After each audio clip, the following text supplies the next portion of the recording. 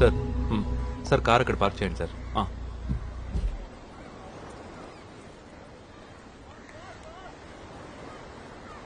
బయట కలుద్దాం అన్నందుకు ఏమనుకోకండి సార్.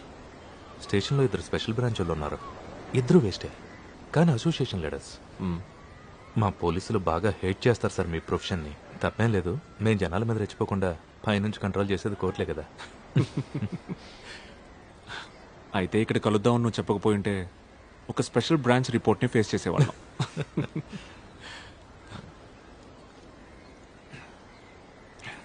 అఫ్తాబు, ఈ ఏరియాలో ఎక్కడైనా చిత్తడి భూములు ఉన్నాయా? చిత్తడి భూములు అక్కడక్కడ కనిపిస్తుంటాయి సార్. ఈ విషయంలో ఒక ఆయన మీకు సహాయం చేయగలరు సార్. నేను జాబ్ జాయిన్ అయిన కొత్తలో ఆయన అడిషనల్ ఎస్ఐగా రిటైర్ అయ్యారు. ఆయన ఈ ఏరియానే, చాలా మంచి మనిషి, పేరు మదన్. సార్, నేను ఇప్పుడే మీకు కాల్ చేస్తున్నాను.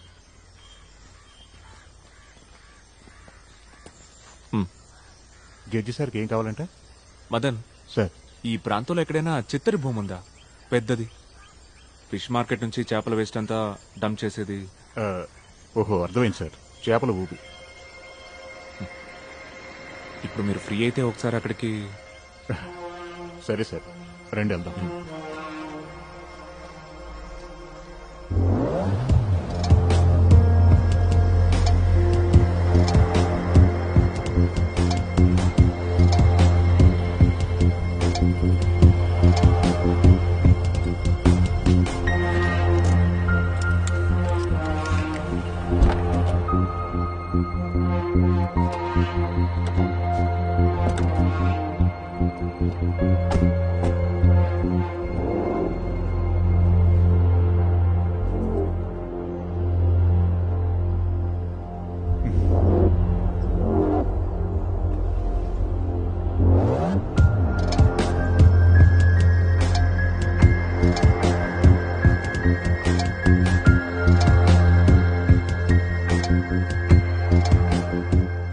ఇదే అది, ఇందాక మీరు అడిగిన ఒకప్పటి చేపల ఊబి. ఈ చేపల ఊబిని మట్టితో చదును చేసి ఎంతకాలం అయింది? అది దాదాపుగా 25 సంవత్సరాల కంటే ఎక్కువైంది సార్. యోగేంద్ర అని అతనికి వారసత్వంగా వచ్చిన ఆస్తి ఇది. ఆ సిద్ధి వినాయకుడు గుడి వరకు మొత్తం అయిందే. వైజాగ్లో ఈ రియల్ ఎస్టేట్ భూమి రావడంతో పిచ్చి భూములకు కూడా విలువ పెరిగిపోయింది. ఈ స్థలానికి కూడా డిమాండ్ వచ్చింది, కానీ యోగానంద్ అమ్ముకోలే. ఆయన ఓ డిఫరెంట్ టైప్ మనిషి. ఇక్కడ జరిగిన ప్రతి ఎలక్షన్లో స్వతంత్ర అభ్యర్థిగా పోటీ చేసేవాడు. సారాయి కూడా సొంతంగా తనే తయారు చేసుకునేవాడు. ఆయనతో డిఫరెంట్ క్యారెక్టర్. ఒకరోజు ఫుల్లుగా సారాయి తాగేసి ఆ మత్తులో ఈ చేపల ఊబులోని పడి చనిపోయాడు. ఆ తర్వాత ఈ స్థలం వేరే వాళ్ళ సొంతమైంది.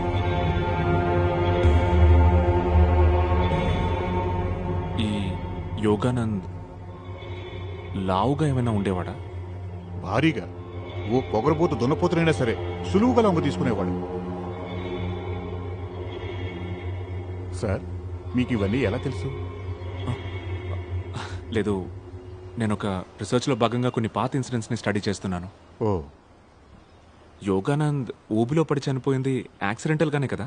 ఆ టైంలోనే నేను సర్వీస్లో జాయిన్ అయ్యాను సార్. మచిలీపట్నంలో రిజర్వ్ క్యాంప్లో ఉన్నాను. ఈ విషయం నేను ఇంటికి వచ్చినప్పుడు ఫ్రెండ్స్ వాళ్ళు వీళ్ళు చెప్తేనే తెలిసింది సార్ నాకు. మా స్టేషన్లో పాత ఫైల్స్లో ఏమైనా దొరకచ్చు. ఏమంటారు వస్తారు సార్?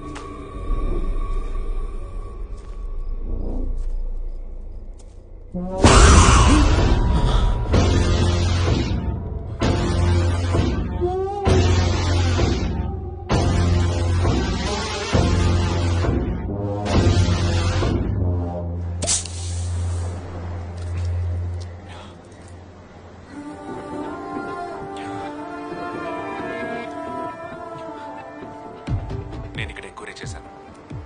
ఇది కూడా కథ కాదు. ఈ హత్య జరిగి 25 సంవత్సరాల పైన అయింది. నువ్వన్నట్టుగానే బెంగళూరుకి మనం వీలైనంత త్వరగా వెళ్ళాలి.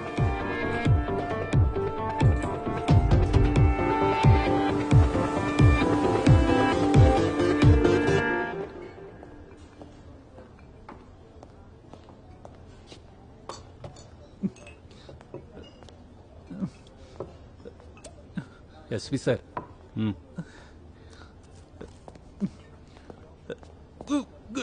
నువ్వు ఇంకా చావలేదా? అయ్యో లేదు సార్. నువ్వు సరిగ్గా వచ్చేస్తే ఆ మెజిస్ట్రేట్తో మనకి తలపోటు వచ్చేదా? Waste fellow. నిజం సార్, నేను ఆయన ఫాలో అవుతూ ఊరి చివరి బ్రిడ్జ్ దాటాను లేదో ఇదిగో ఇలా. నువ్వు నీ పనికి మాలిన రీజన్స్. ప్లీజ్ సార్, ఇక ఈ డిటెక్టివ్ పని నా వల్ల కాదు. నేను మీ ఇన్స్ట్రక్షన్స్ ఫాలో అవుతూ 24 గంటలు ఆ మేజిస్ట్రేట్ ని రెస్ట్ లేకుండా వాచ్ చేశాను సార్. ఆయన రోజు ఉదయాన్నే కోర్టుకు పోతారు. ఈవినింగ్ పూట భార్యని కొడుకుని తీసుకుని బీచ్ లో బాగా ఖరీదైన ఫ్యామిలీ రెస్టారెంట్ లో భార్య కొడుక ఇన్ని రోజులు అసలు నువ్వు ఎవరిని ఫాలో అయ్యావు? అదేంటి అలా అంటున్నారు? ఇదిగోండి, ఫుల్ ఫ్యామిలీ ఉంది చూడండి ఫొటోస్లో. జూమ్ చేసి చూడండి సార్, ఆయనే కదా మేజిస్ట్రేట్.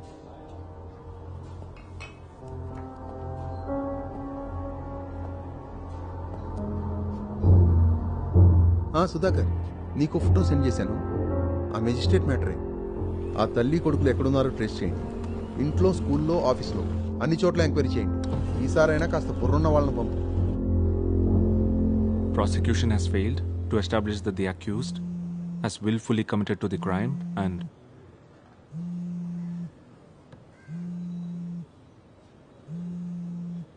ఫ్రీ అయ్యాక పిలవండి సార్.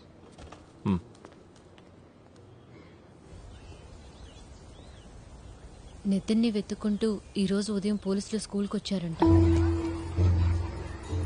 జాన్ బేబీ నీకేం అవుతాడని నితిన్ని అడిగారంట. కమాన్ పట్టుకో. నాకు కొంచెం భయంగా ఉంది. కంగారు పడకు, నేను వస్తున్నాను.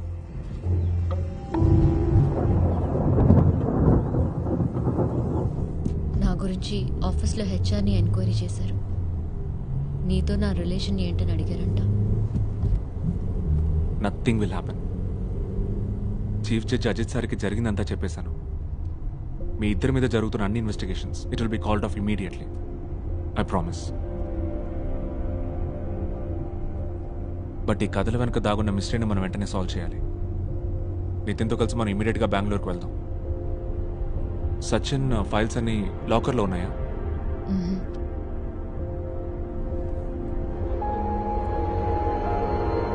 సచిన్కి ఎడిటర్గా ఒక ఆయన ఉండేవారు. నాకు గాడ్ ఫాదర్తో సమానం. ఆయన దగ్గరే సచిన్ ఫైల్స్ అన్నీ ఉన్నాయి. రిటైర్ అయిపోయాక సొంత ఊరు హొగనికల్కి వెళ్ళిపోయారు. నేను ఫోన్ చేశాను, బట్ ఇవేమీ చెప్పలేదు. హొగెనికల్ అయితే మనం రోడ్ జర్నీ చేయాలి, బట్ మన బండిలో వెళ్ళకూడదు. మరి వేరే కార్లో వెళ్దాం.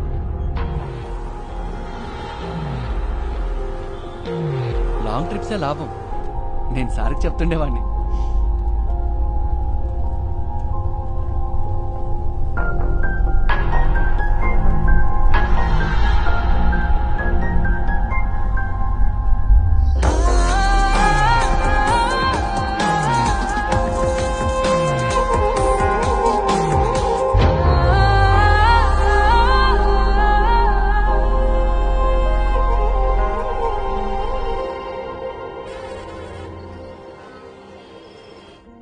Mobile switched off.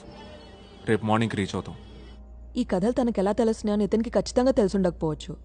కానీ చనిపోయిన వాళ్ళ నాన్న నీకెలా చెప్పాలో నాకు అర్థం కావట్లేదు బేబీ. నా ఆలోచన అంతా నితిన్ ఈ ప్రాబ్లం నుంచి ఎలా సేవ్ చేయాలా అని. ఆ పాత ఫైల్స్లో ఏదైనా క్లూ దొరుకుతుందేమో చూడాలి. బేబీ సారీ శాలిని, నేను మళ్ళీ కాల్ చేస్తాను. వాడికి కూడా చెప్పు. చూడు పరోటా ఎలా చేస్తున్నాడా. నీకు పరోటా ఇష్టమేనా?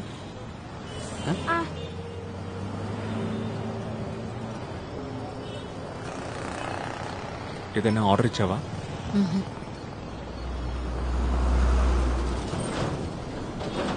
పాపం నితిన్ వాడి ట్రిప్ని హ్యాపీగా ఎంజాయ్ చేస్తున్నాడు.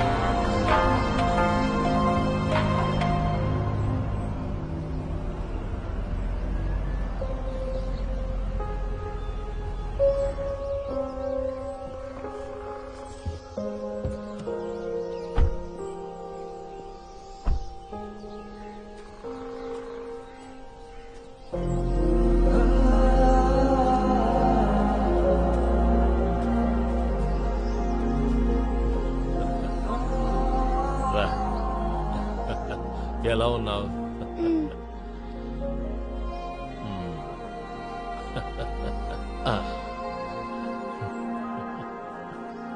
హలో.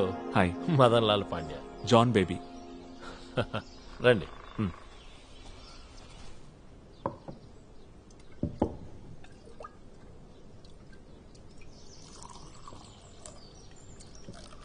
ఇతని పేరు బహవుద్దీన్.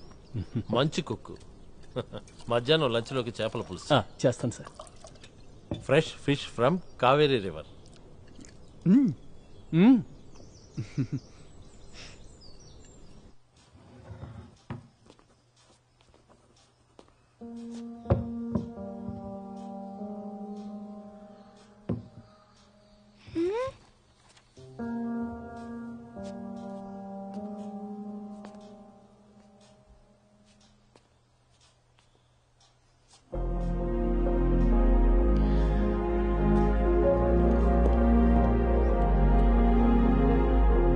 షర్మి,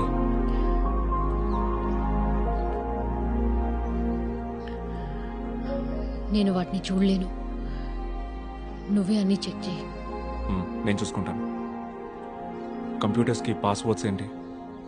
పోలీసులు కేసు ఎంక్వైరీ చేసేటప్పుడు క్రాక్ చేసేశారు. ఇప్పుడేం లేవు.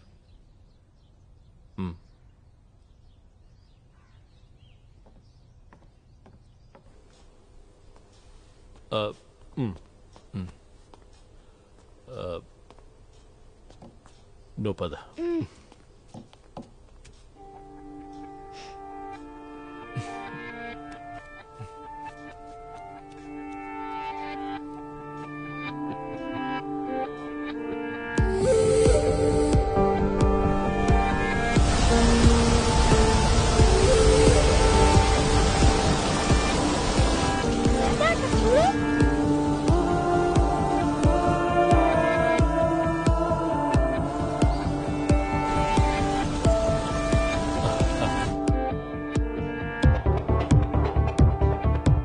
అక్కడికి వెళ్దామా? బాగుందా?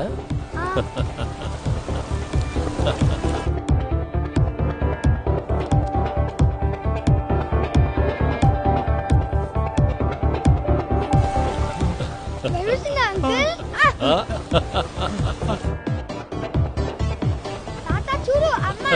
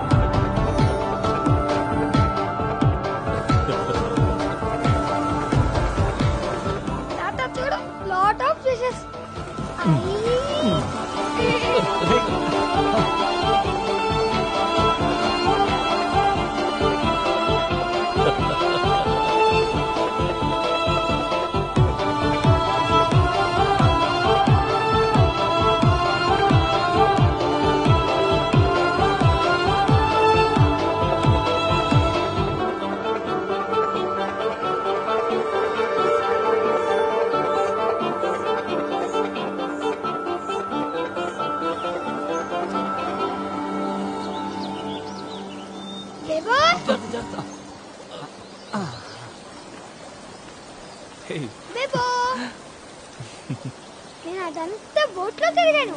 ఓ, ఎలా ఉంది? సూపర్ గా ఉంది.